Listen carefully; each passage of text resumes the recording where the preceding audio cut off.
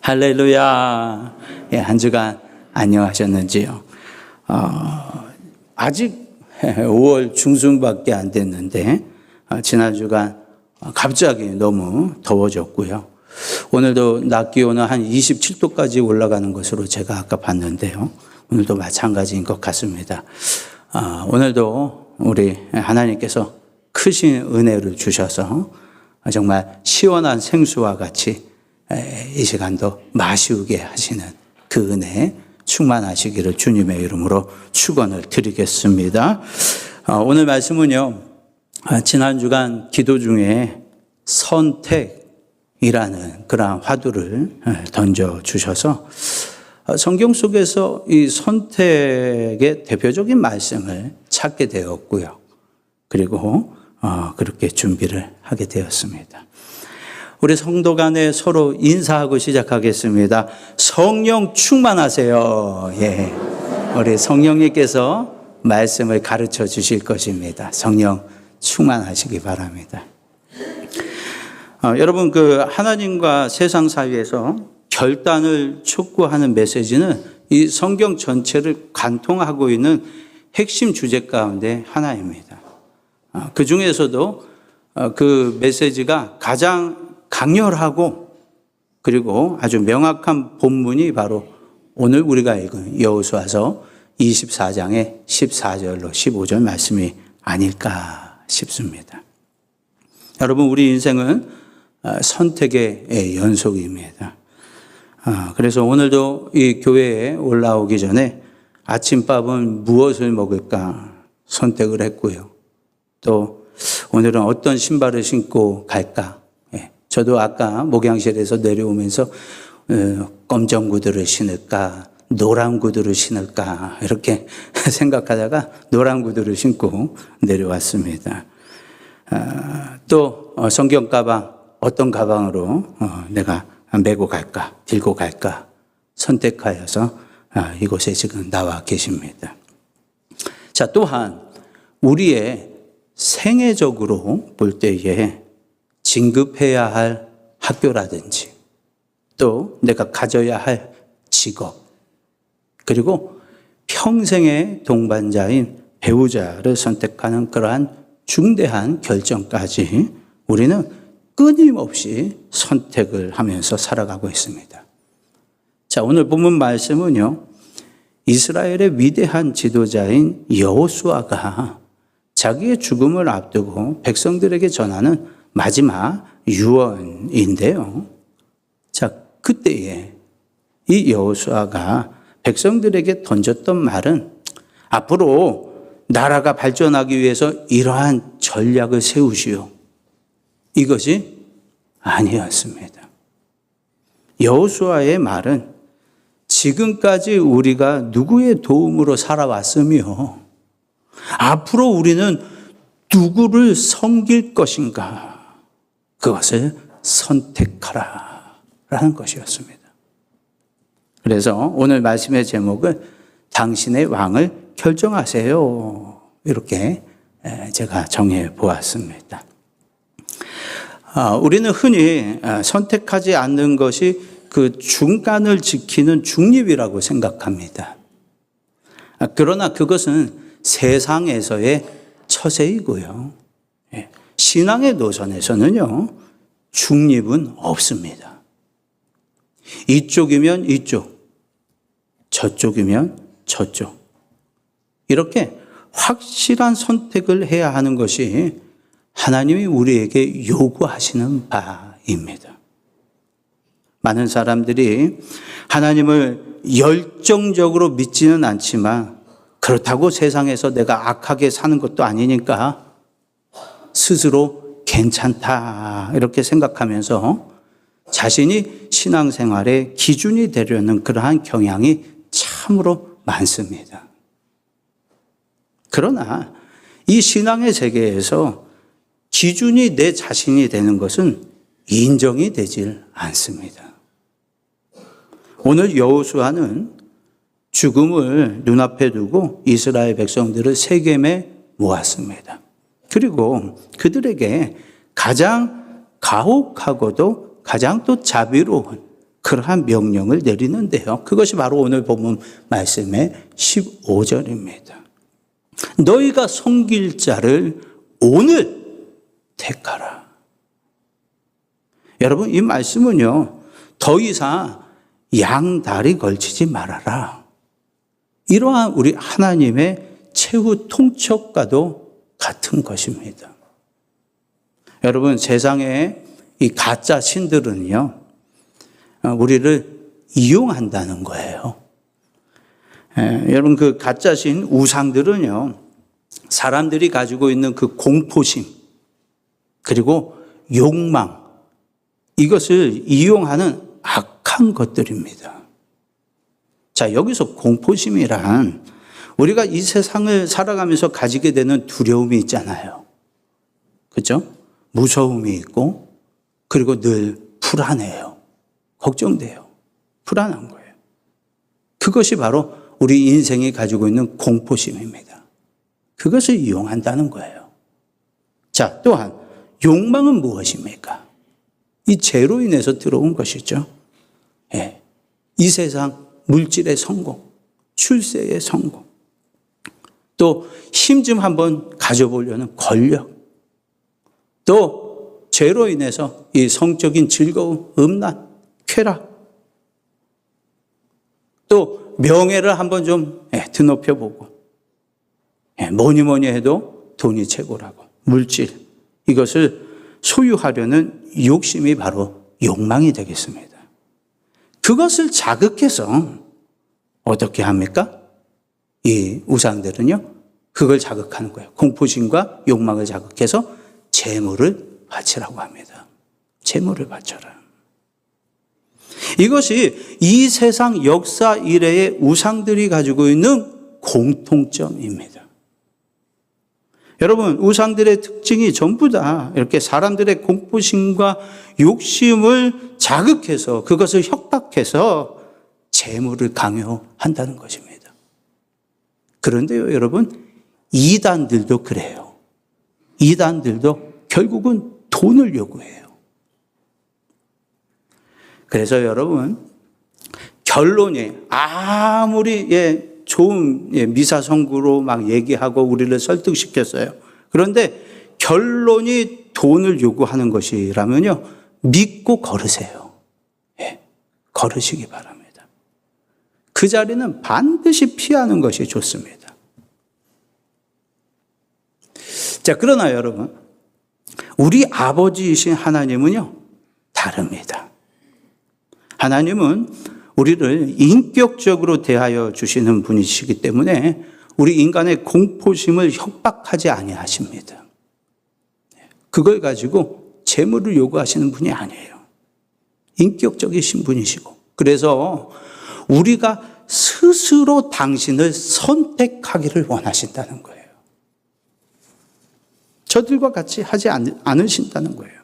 그래서 하나님은 창세 때부터 우리에게 선택의 자유를 주셨습니다. 여러분, 그렇잖아요. 우리가 사랑을 해봤고요, 또 사랑을 추구하고 있잖아요. 진정한 사랑은요, 강요와 강제에서 이루어지지 않습니다. 그렇죠? 너 나 사랑해. 막 칼을 들이대고 그렇다고 사랑을 얻을 수 있어요? 말로는 사랑해, 목숨 살기 위해서 그럴지 모르지만 마음은 전혀 사랑하는 게 아니잖아요. 강요로, 강제로 다른 사람의 마음을 사랑으로 살 수 없습니다. 받을 수가 없어요. 어떻게 얻을 수 있습니까? 상대방의 마음이 열려져야죠. 그것을 위해서 우리 하나님이 사랑을 베푸시고 말씀을 하시고 위로하시고 약속의 말씀을 현실화시키시면서 우리를 이끌어 가신다는 것이죠. 그래서 상대가 자발적으로 내게 다가올 때에 얻게 되어지는 것이 사랑이라는 것입니다. 마찬가지로 우리 하나님은요, 우리를 진실히 사랑하시기 때문에 절대 강요하거나 강제하지 아니하시고요. 우리가 당신이 베푸신 그 은혜를 기억하고 주신 말씀을 기억하면서 자발적으로 응답하는 사랑의 짝꿍이 되기를 원하신다는 것입니다. 그것이 우상과 우리 하나님의 다른 점이에요. 공포심을 협박하고 그렇게 나아가는 것이 아니라 언제나 사랑으로 우리를 초대하신다는 것입니다. 자, 그리고 여러분, 우리 하나님은요, 우리의 이 선택의 바탕이 은혜여야 함을 요구하고 계신다는 것을 좀 말씀을 드리고 싶습니다. 여러분, 오늘 본문의 14절에서 여호수아는요, 여호와를 경외하며 온전함과 진실함으로 그를 섬겨라 이렇게 말하기 전에 뭐라고 했습니까? 우리 조상들이 과거에 섬겼던 우상들을 치워버려라 이렇게 먼저 명령을 했습니다. 하나님을 잘 섬기라 하기 전에 먼저 우상들을 치워버려라. 자, 이스라엘이 여기까지 올 수 있었던 것은 우상의 힘에 의해서가 아니었음을 오늘 본문의 앞구절 말씀에서 구구절절이 상기시켜 주었던 여호수아입니다. 오늘 말씀의 앞절 말씀들이 다 그거예요. 그래서 간략히 말씀을 드리자면요, 저들이 이스라엘 백성들이 앞뒤가 꽉 막혔을 때 앞에 홍해를 갈라주셨고요. 저들이 먹을 것이 없다라고 불평을 하였을 때에 긍휼히 여기시사 만나를 주셨고요. 가나안의 그 견고한 성들 다 무너뜨려 주신 백전백승의 용사 하나님, 그 하나님의 손길 때문에 여기까지 너와 내가 왔다라고 했습니다. 여러분, 오늘 신약 시대를 살고 있는 우리들도 마찬가지입니다. 신약 성경에서 바울 사도를 통한 하나님의 말씀은 고린도후서 1장 4절에서 우리의 모든 환난 중에서 우리를 위로하신다 이렇게 말씀해 주셨습니다. 키워드는 환난 중에서입니다. 환난 후가 아니라 환난 중에서, 모든 환난 중에서 우리를 위로하시는 하나님이시다. 여러분, 세상의 위로는요, 잘 될 거야 라고 말 한마디로 끝나기가 쉽지만요, 우리 하나님의 위로는요, 우리의 그 고통의 무게를 함께 짊어지고 가는 동행입니다. 환난 중에서 말이죠. 여러분, 하나님은 우리에게 환난에서 면제케 해주신다 이렇게 말씀하지 않으셨어요. 대신에 성경에서는, 하나님의 말씀에서는 모든 환난 중에서 우리를 위로해 주신다. 저들의 그 광야, 저들의 배고픔, 저들의 적군, 그들 앞에서 하나님이 떠나지 아니하시고 항상 함께 하시면서 위로해 주시고 힘 주신다는 것입니다. 믿었던 사람들이 다 떠나가고 권력과 물질로도 안 될 때에, 돈으로 안 될 때에, 그때에도 우리 하나님만은 결코 그 환난 중에서 끝까지 떠나지 아니하시고 저와 여러분과 함께 하시는 유일한 분이시라는 것입니다. 그 은혜를 경험한 성도님들이 여기에도 많이 계시잖아요. 그렇죠? 하나님만이 나를 그 수렁에서 건져주셨어요. 깊은 그 사망의 음침한 골짜기를 내가 다닐 때 주님이 목자 되어 주셨어요. 우리 주님만이 같이 동행해 주셨어요. 여기까지 인도해 주셨다는 것이죠. 그래서 내 인생의 불 속을 지날 때에 그 불이 우리를 사르지 못하도록 곁에서 지켜주시는 하나님을 만나는 그 시기가 바로 우리가 환난을 당할 때이고 고난을 당할 때라는 것입니다. 그때 우리가 다 주님을 만났어요. 자, 또한 우리가 인생의 밤을 지나가고 있을 때에 사람들은 다 떠나도요, 우리 하나님만은 등불을 밝혀 들고서 오셔서 우리가 깜깜한 그 밤에 발이 실족하지 아니하도록 말씀의 등불로 한 걸음 한 걸음 인도해 주셨다는 것입니다. 그러한 하나님을 너가 섬길 자로 오늘 택하라. 그렇게 여호수아를 통해서 하나님은 우리에게도 동일하게 말씀하고 계십니다. 자, 이에 대해서 오늘 보면 15절 하반절을 보면요, 여호수아가 오직 나와 내 집은 여호와를 섬기겠노라 이렇게 먼저 선언을 했다는 것입니다. 그렇게 합시다 말만 하고 뒤로 빠지는 것이 아니라 가장 먼저 나와 내 집은 여호와를 섬기겠노라 선언을 했습니다. 자, 그러나 우리는 어떻습니까? 오늘날 많은 부모님들이 우리 자녀들의 신앙에 대해서 신앙은 너가 나중에 커서 선택해라.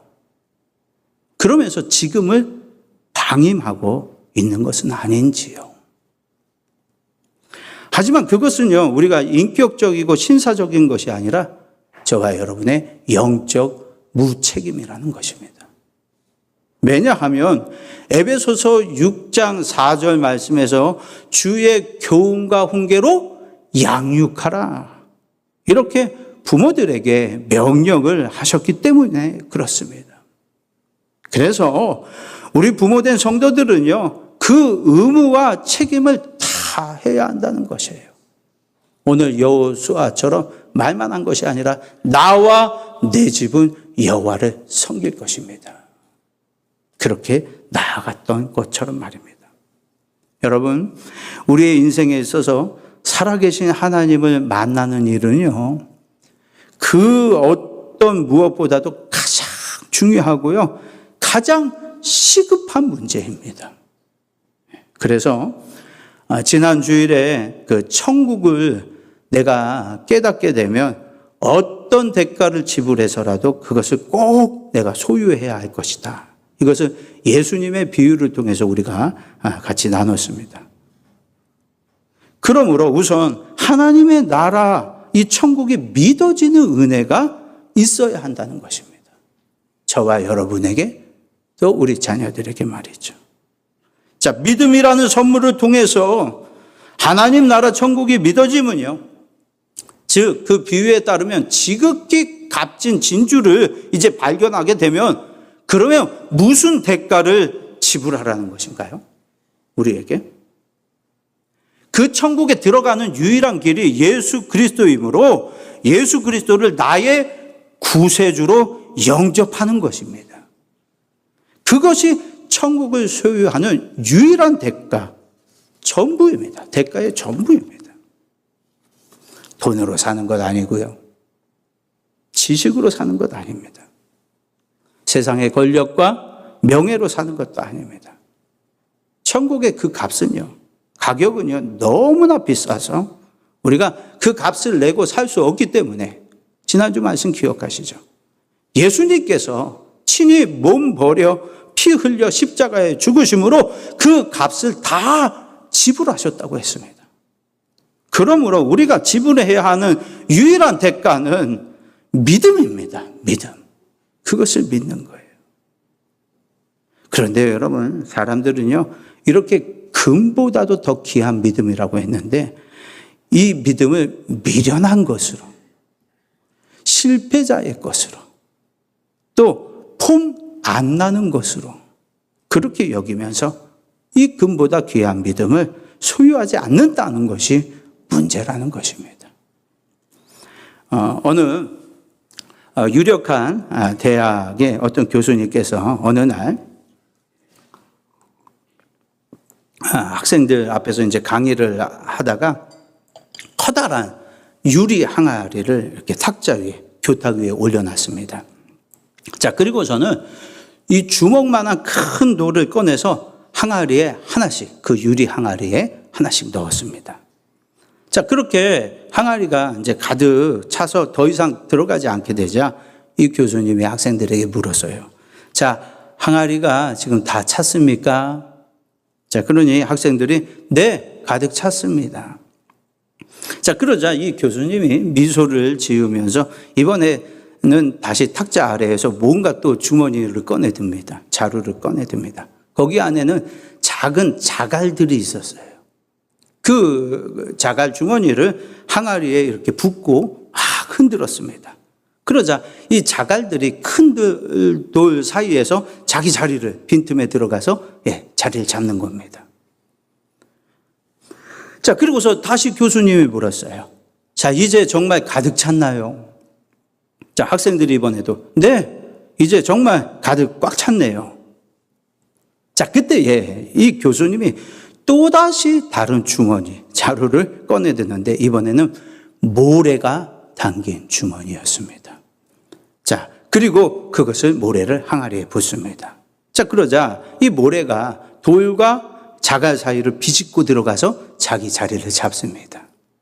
자, 그리고 거기서 끝나지 않았어요. 마지막으로 이 교수님이 물 한 통을 떠가지고 와서 항아리에 부어 완전히 물까지 채워줘서 빈 공간 없이 꽉 채워놨습니다. 자, 그리고서는 학생들에게 결정적인 그러한 질문을 던집니다. 자, 이 실험이 우리에게 주는 교훈이 무엇입니까? 물었어요. 자, 그때 한 학생이 손을 번쩍 들고 자신 있게 이렇게 대답합니다. 우리가 아무리 바빠도 또 꽉 찬 것 같아도 계속해서 노력하면 더 많은 일을 성취할 수 있습니다. 그러한 뜻이 아닌가요? 자, 교수님이 고개를 저으면서 이렇게 말합니다. 아닙니다. 이 실험이 주는 진짜 교훈은 큰 돌을 먼저 넣지 않으면 큰 돌은 영원히 넣을 수가 없다라는 사실을 알려주는 실험입니다. 이렇게 말을 했다는 것입니다. 그렇습니다, 여러분. 이 실험에서 큰 돌의 의미는요, 우리 인생의 항아리에 가장 먼저 넣어야 할 큰 돌. 누굽니까? 하나님입니다, 하나님. 하나님이라는 그 우선순위를 가장 먼저 결정하지 않으면요, 세상은 자갈, 그렇죠? 돈입니다. 모래, 근심입니다. 물, 쾌락입니다. 이것으로 우리 인생을 야금야금 다 채워서 나중에는 하나님, 큰 돌이 들어갈 자리가 없게 된다는 것이에요. 여호수아가 오늘 택하라, 지금 택하라, 그렇게 외치고서 자신이 먼저 그 유리 항아리에 큰 돌을 먼저 넣었던 거예요. 나와 내 집은 여호와 하나님을 섬기겠습니다. 내일로 미루다 보면요, 우리 인생이 세상에 이 잡다한 것들이 다 가득 들어와서요, 차버리고 절대 하나님을 그 다음에 넣으려고 하면 넣을 수 없다는 거예요. 우리가 진실로 하나님을 모실 수가 없다라는 것을 너무나 잘 알았던 그러한 여호수아가 가장 먼저 그렇게 선언을 하고 자기가 먼저 나와 내 집은 여호와 하나님을 섬기겠습니다. 큰 돌을 그 항아리에 넣었다는 것입니다. 성도인저와 여러분, 우리들은 지금 인생의 항아리에 무엇을 넣고 계십니까? 세상의 작은 것들을 채우느라고 정작 가장 소중한 하나님이라는 큰 돌은 여전히 밖에 있으며 지금 이제 들어갈 자리가 없는 것은 아닌가 싶습니다. 여러분, 세상은 믿는 우리에게 또 다수의 사람들에게 이렇게 말합니다. 내일 선택해도 늦지 않아. 이렇게 속삭입니다. 내일 선택해도 늦지 않아. 그러나 여러분, 내일은 우리에게 약속되어진 시간이 아닙니다. 그러므로 오늘 결단해야 한다는 거예요. 여호수아는 나중에 상황이 좋아지면 또 퇴직하고 나면 그때 결단하라고 하지 않았습니다. 오늘 여호수아를 통해서 하나님은 오늘, 지금 선택하라 말씀하고 계십니다. 그러나 여전히 우리는 그 결단을 미루고 있다는 것이죠. 조금만 돈을 더 벌고 나서요, 이 문제만 좀 해결이 되고 나서요, 그러면 제가 그때 가서는 다시 정말 멋지게 신앙생활 하겠습니다. 하지만 그 내일은 우리에게 허락된 시간이 아니라는 것입니다. 여러분, 내 주위의 사람들이 무엇을 선택하든 다 보이잖아요. 무엇을 선택하면서 사는지. 자, 또 이 시대의 풍조가 어디로 흐르든 상관없이 여호수아는 자신과 가족의 방향을 하나님께 고정했습니다.